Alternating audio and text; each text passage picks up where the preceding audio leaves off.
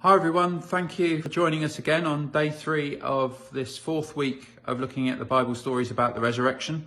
And as we journey through these 40 days with Jesus, thank you to Ian for all that he shared with us yesterday. That was his first blog. Thank you for his eyebrow exercises. I hope it's going well, Ian. And so we come to today, and throughout this week we've been looking at this wonderful story that took place at this little place called Tagtha on the edge of the Sea of Galilee, and where they built this stunning little church that is still there today. And yesterday we looked at the amazing catch of fish, and today we're going to move on to be verses 7 through to 14 of chapter 21, where it talks about actually being invited to breakfast. Jesus invites the disciples to come and share food with him.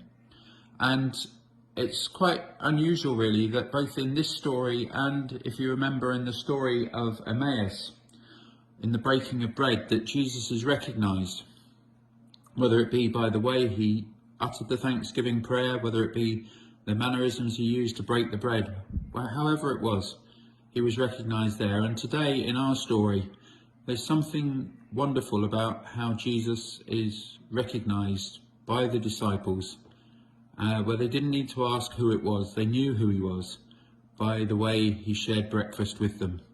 So let's look at a few more details of this particular story of the breakfast this morning. And we begin by noticing how it was John, not Peter, who first recognised it was the voice of Jesus on the seashore. And Dave Smith makes a very good point in his book that this is good news for the contemplative, the person of prayer, the person who is naturally drawn to prayer, that they will hear his voice just like John did on that day. But I would suggest it's also good news for all of us, whether we're naturally a person of prayer or not, that it's not then based on our religious observance, whether we go to church or not. It's not about whether we're clever enough and we have an incredible intellect, that we've got degrees and passed exams and tests and all these sorts of things. It's not about how good we are and how faithful we are. As we'll come on to see tomorrow, that was very much the case for Peter. No, it's about simply that we're willing to come, to hear God's voice and allow him to effectively hang out with us, to give him our time, our attention, our awareness. This is all it needs. This is all it needs. That's it, to develop and grow a relationship with God.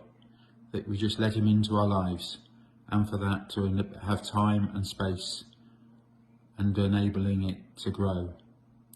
So what happens next is that Peter does the wonderful sort of Peter thing, where he dives off the side of the boat into the water and comes to have breakfast.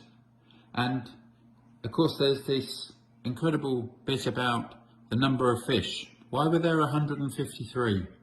Is that one of John's sort of incidental details that he includes? No, as we know from elsewhere in John's Gospel, he includes these details for us to sort of puzzle over.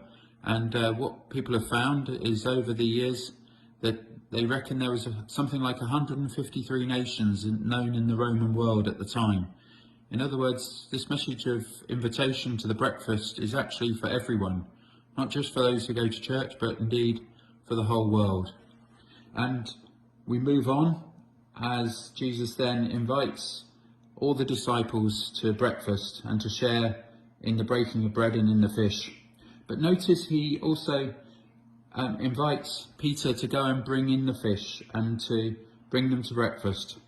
There's something rather special in this as Peter hauls the fish in, that it'd be so easy just to want Jesus to do it all for us.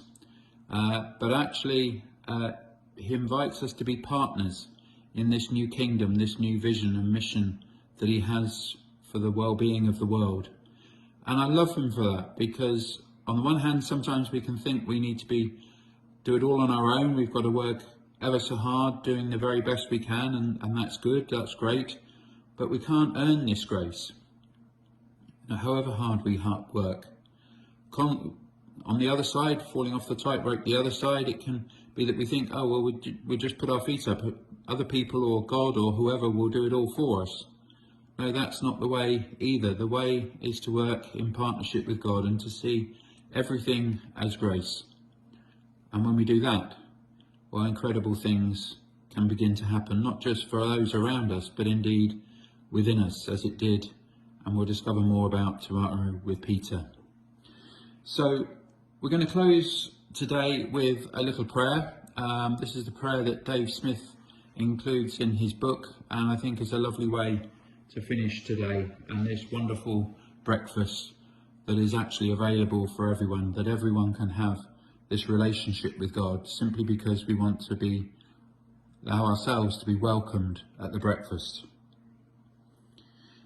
Lord Jesus, as I reflect on this passage, I am humbled and grateful that you would want to spend time with me. Your company is refreshing and more satisfying than anything else that I know. Today I choose to allow myself to come and have breakfast with you, this day and every day.